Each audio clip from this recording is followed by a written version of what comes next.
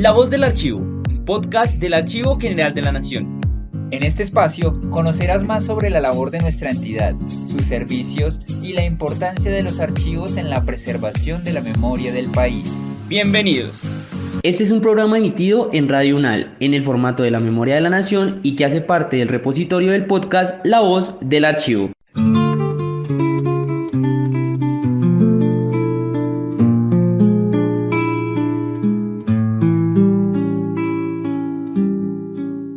Bienvenidas y bienvenidos a La Memoria de la Nación, un programa lleno de historia, archivos y memoria. Muchas gracias por estar cada semana conectados con un nuevo programa. En el marco de los 500 años de la Fundación Hispánica de Santa Marta, el Archivo General de la Nación convocó a toda la ciudadanía a realizar sus aportes para la edición número 25 de la revista Memoria, la cual ya fue lanzada en el mes de agosto, con el apoyo del Ministerio de las Culturas, las Artes y los Saberes. Hoy nos acompaña la profesora Marcela Castro Ruiz, abogada experta en Derecho Privado, profesora titular de la Universidad de los Andes y autora del artículo Crédito Religioso y Crédito Secular en Santa Marta, Colombia, 1800-1850, una investigación sobre las prácticas de crédito en esta ciudad durante la transición de la colonia a la república, un periodo marcado por cambios radicales en la economía, la política y la moral religiosa. ¿Por qué la ley de 1835 que liberó los intereses del dinero generó un auge de préstamos laicos? ¿Cómo esta historia de crédito, contrabando y banca informal nos ayuda a entender las dinámicas económicas del Caribe colombiano hoy? Son algunos cuestionamientos que hoy desarrollaremos con nuestra invitada. Bienvenida, profesora Marcela. Muchas gracias por aceptar la invitación a la Memoria de la Nación. Muchas gracias, Mario. Me siento muy honrada y muy complacida de estar en este espacio. Agradezco muchísimo, en primer lugar, la invitación del Archivo General de la Nación a participar en la celebración tan importante de este cumpleaños grande de Santa Marta y publicar algo en la revista Memoria que finalmente fue acogido para su publicación y que tengo muchísimo gusto en comentar con usted en el día de hoy. Igualmente por Radio UNAL, por transmitir esta entrevista y espero que esto despierte la inquietud sobre muchos aspectos e incluso desconocidos de nuestra historia caribe y en particular de Santa Marta. Correcto, profesora, y para iniciar me gustaría que nos contara por qué Santa Marta, a pesar de ser uno de los puertos más antiguos de la Nueva Granada, tuvo un desarrollo económico tan limitado durante la colonia. Pues la verdad es que quiero simplemente hacer un contexto. Este artículo forma parte de una investigación más amplia en donde pues he procurado hacer un aporte a la historia del crédito en Colombia con un estudio interdisciplinar entre derecho e historia. Y la verdad es que Santa Marta es uno de mis estudios de caso junto con Antioquia y junto con Santa Fe. Esta iniciación, porque realmente no hay mucho publicado sobre este tema en Colombia, para explorar cómo eran las prácticas de crédito, cómo se financiaban los comerciantes, cómo se financiaban los hacendados, cómo se financiaban incluso los terratenientes para obtener recursos y realizar sus actividades, me llevó a pensar que Santa Marta era un lugar ideal para hacer este estudio. Y Santa Marta, como un puerto, esta provincia que tenía un puerto muy importante con muy buenas condiciones para la llegada de los buques, pues sí fue muy atractivo como sitio de llegada en los primeros años de la colonia, un puerto muy antiguo, sus 500 años así lo indican, pero la verdad es que la política comercial imperial de España, que impuso un sistema monopólico de comercio en donde había un sistema de flotas que venían con una regulación muy estricta sobre puertos de llegada, puertos de salida en España, Sevilla y después Cádiz, y puertos de llegada en Colombia, en la Nueva Granada, particularmente en Panamá y en Cartagena, pues hicieron que, a pesar de ese atractivo inicial por su localización geográfica, la cercanía con las islas del Caribe y demás, relegaran a Santa Marta a una posición marginal. Así lo revelan las fuentes. El comercio ilegal, desafortunadamente, tuvo un espacio muy fuerte en Santa Marta durante la colonia y realmente sus pobladores, las personas que allí habitaban, no se beneficiaron de una actividad comercial legal y sí tuvo muchos problemas en cuanto a la provisión de bienes, en cuanto a la escasez de población y por consiguiente ese comercio ilegal desafortunadamente dominó en la época colonial a Santa Marta, incluso dicen las fuentes con el patrocinio de algunas autoridades. Entonces, esa situación privilegiada no le permitió un desarrollo económico comercial favorable en la colonia, en gran parte por la política comercial que impedía la llegada directamente a Santa Marta. Esto que fue pues una medida muy larga que se derogó con el Reglamento del Libre Comercio de 1778, ya había dejado pues una estela de ilegalidad en Santa Marta por muchos años. Usted en su artículo menciona que Santa Marta fue un bastión realista durante la independencia. Me gustaría que nos contara un poco cómo afectó esta posición, su economía y su relación con otras regiones como Cartagena. Se ha caracterizado a Santa Marta como un sitio donde los realistas durante esos años de la independencia y de la transición, los realistas y los partidarios de la corona se sentían muy cómodos, donde hubo una reacción muy grande frente a la ola revolucionaria que se inició en los primeros años del siglo XIX, y esto no logró mejorar sustancialmente su actividad económica. Y la verdad es que seguramente hubo alguna actividad favorable para los españoles o para los que apoyaban la corona en esa época. Para los criollos, por supuesto, no. Sin embargo, a pesar de esa caracterización como realista, vemos en la transición, digamos, podríamos ver desde 1800 hasta 1818, 19, una actividad por lo menos crediticia y comercial de un tamaño aceptable. Claro, los más favorecidos eran los españoles y quienes apoyaban la corona, pero también hay una posición más matizada hoy día en la historiografía que habla de que realmente caracterizar a Santa Marta como realista y como exclusivamente realista pues es una generalización que en las fuentes a veces contradicen, en la medida en que lo que se veía era una situación de incertidumbre. Todos los criollos, incluso los peninsulares, estaban a la espera de cómo se desenvolvían los acontecimientos, y por consiguiente esa situación sí tuvo algún efecto negativo en su economía, y había una rivalidad muy grande con Cartagena. Cartagena de alguna manera lideró la ola revolucionaria. Santa Marta fue reaccionaria en ese sentido, pero lo que sí se puede ver es que la actividad comercial, los archivos notariales, la actividad comercial y la actividad crediticia no decayó totalmente, y vemos operaciones de crédito también en esta época. Y bueno, las capellanías y censos consignativos fueron clave en el crédito colonial. ¿Cómo funcionaban estos mecanismos y por qué perduraron incluso en la República temprana? Bueno, esa es una pregunta que nos lleva a un tema un poco barroco del régimen, de cómo se financiaba la gente en la colonia. En la Europa católica, en la España colonial, incluso desde la Edad Media, había unos dispositivos muy intrincados desde el punto de vista jurídico y económico que permitían a la gente acceder a recursos, a financiarse, a acceder al crédito a través de mecanismos que no eran en estricto sentido préstamos. Los préstamos, como sabemos, eran actividades mal vistas. Los prestamistas se consideran usureros, se los condenaba realmente como personas que se aprovechaban de la necesidad del prójimo y explotaban su pobreza, y por eso quien se dedicaba al préstamo lo hacía clandestinamente y era una persona muy condenada por las leyes canónicas y por las leyes civiles. Por eso tocó adaptarse a unas operaciones muy antiguas, las capellanías, básicamente los fondos que las personas dejaban en sus testamentos o los recursos que se aportaban como dotes de las monjas en los conventos eran recursos que estaban destinados en principio a finalidades religiosas, financiar la vida de una persona, de una monja en la clausura, o también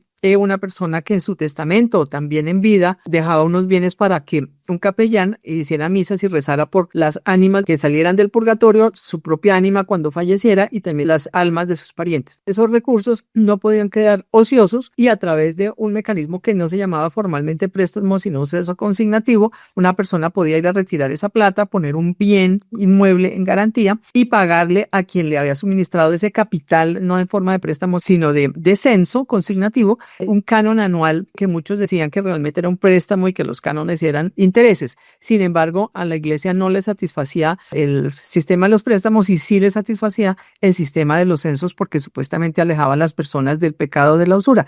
La iglesia, los papas, las encíclicas estuvieron muy pendientes de que estas normas sobre la prohibición de los préstamos usurarios se cumplieran. Por eso todos esos recursos, que eran bastantes, que llegaban a estas obras pías, fueron los que en gran medida se utilizaron para financiar la actividad comercial, la actividad minera, la actividad de los terratenientes, y eso era un fenómeno de muy larga duración que tuvo incluso secuelas en la República mucho después de haberse hablado de un pensamiento económico liberal, de que debía permitir que las personas actuaran en libertad en el mundo económico, y hubo muchos litigios y muchas discusiones sobre eso, que incluso ubiqué alguno que llegó hasta finales del siglo XIX, a pesar de que hubo la secularización y la desamortización de los bienes de manos muertas, que eran esos bienes que estaban grabados con estos censos, y al final del siglo XIX hubo nuevamente el concordato y relaciones con la Iglesia Católica. Se veían todavía unos pleitos que venían de tiempo atrás de capellanías, por ejemplo, que se habían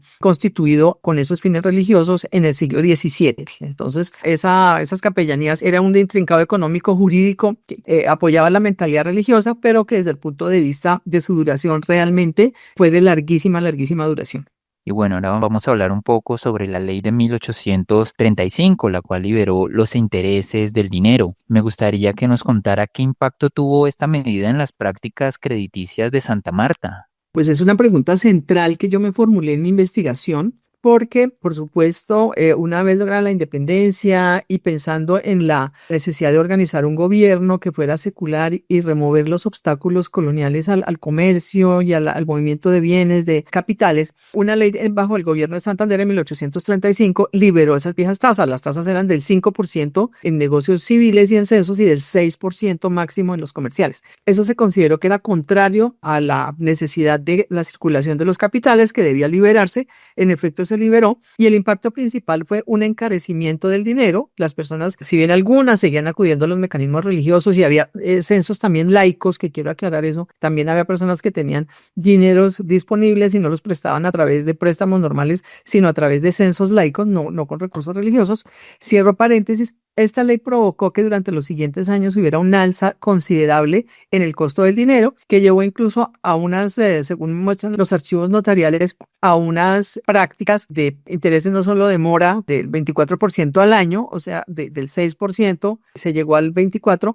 También se legalizaron los intereses de plazo. Se suponía que en las prácticas religiosas el dinero no generaba dinero porque el paso del tiempo no podía hacer reproducir el dinero, porque el tiempo pertenecía solamente a Dios, no a los acreedores, y por consiguiente se habló después de capitalización de intereses, se habló de prácticas que eran realmente muy novedosas y muy reveladoras de la mentalidad liberal. Esto pasó en Santa Marta, y quiero, en un contexto más amplio de Nueva Granada, esto al parecer, y así se ve en la historiografía, que esta alza en las tasas de interés llevó a la primera crisis financiera de la República. Eso ocurrió en Santa Fe con el prestamista Judas Tadeo Landines, pero tuvo repercusiones en toda la República, porque muchas personas pudientes que entregaban su dinero lo perdieron, y se armó una crisis financiera con muchos acreedores. Esto después también tuvo sus efectos en toda la Nueva Granada, incluida Santa Marta, en que hubo unos esfuerzos para moderar las tasas de interés en una legislación que vino más adelante, pero el impacto fue definitivamente el encarecimiento del precio del dinero. Y bueno, en su artículo se destacan casos de mujeres como Joselina Enrique, quien otorgaba préstamos con intereses altos. Entonces me gustaría que nos contara cuál fue la importancia de las mujeres en el crédito local y cómo se insertaron en esta economía. Esa es una pregunta que me gusta mucho. En la investigación, pues ante mis ojos se reveló algo que no me lo esperaba en esa magnitud. Si bien el crédito y la actividad económica, pues una actividad esencialmente masculina, por supuesto, no solamente por los temas de arraigo cultural, sino también por las limitaciones jurídicas, las mujeres estaban relegadas al trabajo no remunerado en el hogar, el cuidado de los hijos, pero hay algunos puntos en donde las mujeres realmente se destacaron. Hay pocas mujeres, pero hay algunas que directamente aparecen como comerciantes, tenían su tienda, vendían artículos a crédito, también otorgaban préstamos, y yo creo que Joselina Enrique, que era una mujer samaria, se lleva aquí pues las palmas, porque fue una mujer que más o menos en la década de 1830, 1840 tuvo una actividad comercial muy importante. Se movía con mucha, yo diría que con mucha agilidad en los círculos comerciales, otorgaba préstamos a hombres y mujeres, y ya le tocó la liberación de las tasas de interés, entonces ella prestaba intereses altos como le permitía la legislación. Había otras mujeres comerciantes, tenían sus tiendas, había algunas, las viudas, por ejemplo, que ya quedaban libres de la potestad marital, lograban administrar los caudales de las mortuorias de sus maridos, y lograban continuar en muchos casos la actividad comercial de sus maridos. Y las mujeres casadas, pues por supuesto, tenían que actuar con el permiso de sus esposos. Pero hay varios casos en donde uno ve especialmente tanto mujeres comerciantes, pero destaco las mujeres también que servían de fiadoras en muchas ocasiones, servían de fiadoras de sus hijos y de sus maridos. Joselina y otras mujeres rescataron a sus hijos varones de crisis económicas importantes. Joselina logró tener una fortuna considerable e igualmente destaco el caso de las mujeres esclavizadas que servían junto con muchas veces sus esposos y sus hijos como garantía de los préstamos, una participación totalmente invisibilizada, pero mirando los archivos sí se ven, tuvieron una función importante tanto en el crédito como en el comercio e igualmente esta función, yo diría que llama mucho la atención de servir como garantías estas mujeres esclavizadas con sus familias, incluso muchas veces niñas muy jóvenes, niños muy jóvenes, entraban a garantizar estos créditos comerciales que se desarrollaban en Santa Marta. Esto fue más que todo cierto en Antioquia por su economía minera, pero en algún momento también uno puede ver excepcionalmente Santa Marta como esta situación fue así. Pero Joselina sí fue, digamos, la mujer más destacada en los negocios de Santa Marta en las primeras décadas del siglo XIX. Correcto, profesora. Bueno, muy interesante todo esto que nos ha contado y me gustaría que habláramos sobre los pagarés, las libranzas y las letras de cambio que fueron fundamentales en el crédito secular. ¿Qué ventajas tenían estos instrumentos frente a los censos religiosos? Eso es fue parte de mi indagación, o ha sido parte de mi indagación, porque al marchitarse lenta, pero progresivamente el crédito, y volverse un crédito comercial, un crédito laico, se utilizaban para documentar esas obligaciones, unos pagarés que normalmente se otorgaban ante notario.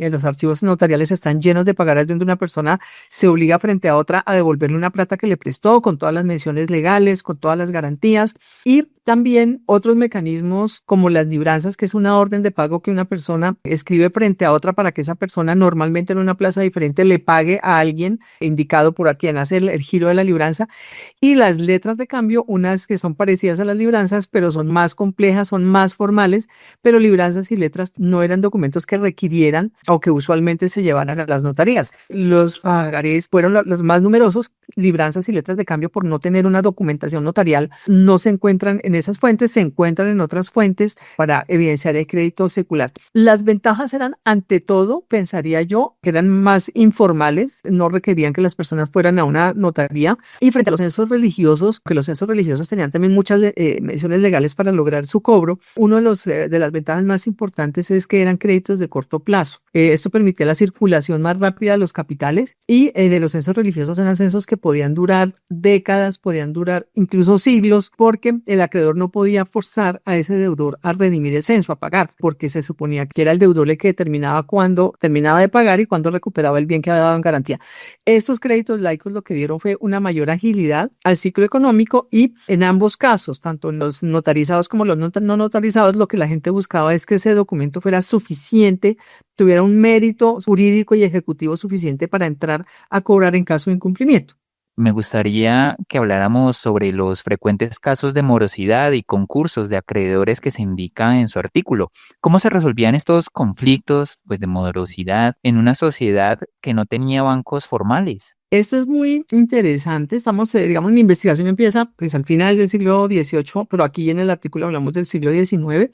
Aquí hay una cosa interesante y es que si bien hay un ánimo de modernizar y secularizar el crédito, los mecanismos legales para celebrar los contratos y para los cobros en caso de incumplimiento eran los mismos de la época colonial. El sistema jurídico colombiano no se modernizó, llamémoslo así, en esos temas, digamos, de cobros judiciales, sino hasta muy entrado el siglo XIX. Yo diría cuando ya la República entró a solucionar sus problemas de la deuda por las guerras, organizar las finanzas públicas, muchas cosas. No hubo una discusión inicial sobre cuáles iban a ser las nuevas leyes para estas operaciones de crédito y para los respectivos cobros. Seguían siendo las leyes españolas muy antiguas que se basaban en el derecho romano y eso es parte de la indagación que yo hago, una continuidad muy grande y muy larga de las normas españolas de procedimiento y por eso seguían, a pesar de que había índice importante de morosidad e incluso concursos de acreedores cuando definitivamente un comerciante se veía en imposibilidad de pagar sus deudas, se activaban los procedimientos judiciales, hacían un embargo y secuestro de bienes y podía el deudor terminar en la cárcel, en la prisión por deudas, que era una práctica también muy antigua. Se pregunta o me pregunta usted cómo se resolvían los conflictos. No había una legislación, llamémosla especial o moderna, eran las mismas reglas que regían bajo la legislación española y por consiguiente pues eran juicios engorrosos, eran juicios demorados y los cambios en esta legislación de procedimientos realmente no vino a concretarse sino muy entrada la mitad del siglo XIX con la expedición ya de los códigos civil y de comercio al final del siglo XIX. Entonces, si bien había una cantidad importante de préstamos y una cantidad importante de incumplimientos y una secularización, la legislación que regía era la española de toda la vida. Correcto, profesora. Bueno, muy interesante. Ya vamos llegando al final de nuestro espacio del día de hoy, de la memoria de la nación. Y bueno, ya para empezar a cerrar, me gustaría que viéramos cómo este pasado impacta en el presente. ¿Qué legado dejaron estas prácticas crediticias del siglo XIX en el desarrollo financiero posterior de la región Caribe? Si bien la región Caribe tenía y sigue teniendo pues una importancia estratégica por su localización, y en el caso de Santa Marta fue un puerto ante todo de importación de mercancías extranjeras y un puerto también donde se encontraban los comerciantes que venían del interior, que venían de Honda, que venían de Antioquia, que venían de Santa Fe, de diferentes lugares del país. Un sitio era un nodo comercial donde el crédito era omnipresente, se necesitaba crédito para realizar todas estas actividades. En cuanto al legado, digamos que podríamos hablar de un legado general para la Nueva Granada con esa secularización y todo lo que hemos hablado, pero en específico para la costa Caribe y para Santa Marta, vemos una evolución que incluso fue más allá de la mitad del siglo XIX. No había un régimen bancario, no lo hubo hasta el régimen federal, hasta después de 1863, la Constitución Radical de Río Negro fue la que introdujo la ilusión de tener una banca oficial que supliera las necesidades de los particulares. Fue una idea que venía de la Constitución de Cúcuta de 1821. Nunca se pudo llevar a cabo, hubo muchos ensayos, hubo muchas discusiones, hubo unas cajas de ahorro de origen público en los años 40 y 50, pero bancos como tales no hubo sino hasta final. El legado, yo diría, tuvo que ver con que al acoger estas prácticas del crédito mercantil, esto contribuyó a hacer en toda la República, digamos, a discutir a través de un pensamiento más estructurado cuál debería ser el sistema financiero del país. En la etapa federal estuve consultando y hubo banca regional. La banca regional más notable fue la de Antioquia. Hubo muchos bancos en Antioquia, muchos bancos que se creaban libremente, no había control estatal, se llamaba la banca libre. Y estos bancos incluso tenían la capacidad de expedir billetes que circulaban como moneda. Y en el caso de la región Caribe, hubo también unos ensayos importantes en Cartagena y en Barranquilla. En Santa Marta o en esa provincia hubo un banco en Riohacha y hubo realmente un intento de crear una banca regional en la provincia de Santa Marta, pero fue marginal su participación frente a lo que hubo, por ejemplo, en Barranquilla, lo que hubo en Cartagena, lo que hubo en Antioquia. Yo diría que el legado en general podríamos hablar de una secularización que ya se volvió definitiva. Las finanzas fueron ya finanzas y banca comercial, pero ya después con la regeneración, con el final del siglo XIX, cuando se acabó la banca libre y se adoptó una banca controlada por el Estado con curso forzoso, o sea, una moneda única, y después en el siglo XX con la idea de crear un sistema financiero moderno a partir de 1923 con la ley 45, se hizo uniforme el sistema ya en el Estado centralizado para todas las unidades territoriales de Colombia. Pero sí quiero dejar sentado que Santa Marta hizo un aporte importante en las operaciones con los extranjeros, las operaciones internacionales tuvieron un protagonismo importante en el crédito y en el comercio lícito con extranjeros, y eso yo creo que dejó una experiencia muy interesante y muy valiosa en las prácticas de crédito de toda la República en el siglo XIX.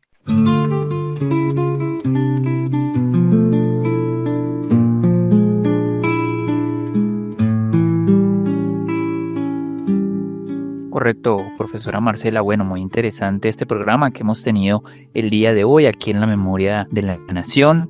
Y bueno, todo a raíz del artículo que escribió la profesora Marcela Castro para la edición número 25 de la revista Memoria, Crédito Religioso y Crédito Secular en Santa Marta, Colombia. Invitamos a todas y todos nuestros oyentes a que consulten esta edición número 25 de la revista Memoria a través de nuestra página web www.archivogeneral.gov.co, y en la sección de publicaciones van a encontrar todas las 25 ediciones que ha sacado el Archivo General de la Nación en estos 25 años de historia de esta revista Memoria. Muchísimas gracias, profesora, por aceptar la invitación y por esta grata conversación que hemos tenido el día de hoy. Muchísimas gracias. Mario, de nuevo, le reitero mi agradecimiento. Fue un gran placer dar a conocer estas facetas a veces desconocidas de nuestra historia económica, de nuestra historia jurídica, de la historia del crédito, donde Santa Marta en su aniversario nos trae información valiosísima. Es un honor y un placer participar en el programa. Muy valiosa y muy interesante esta información que usted nos ha dejado aquí en este programa del día de hoy. De esta manera llegamos al final de este episodio en la Memoria de la Nación, un programa realizado por el Archivo General de la Nación y transmitido a través de Radio UNAL. Nos escuchamos la próxima semana y un gran abrazo a todas y todos nuestros oyentes. Hasta pronto.